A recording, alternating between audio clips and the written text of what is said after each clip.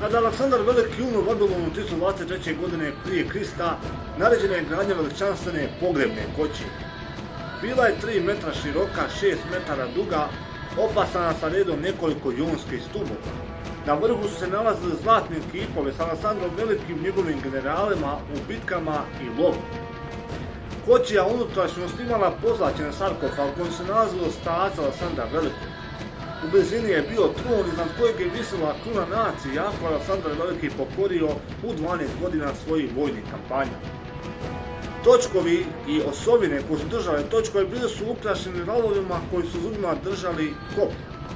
Kočija je bila masivnih dimenzija te je bilo potrebno 64 konja kako bi je vukle i konje koji su prevukli tijelo Aleksandra Velikog iz Babilona u egipatsku Aleksandriju gdje je kralj kasnije sahranjen.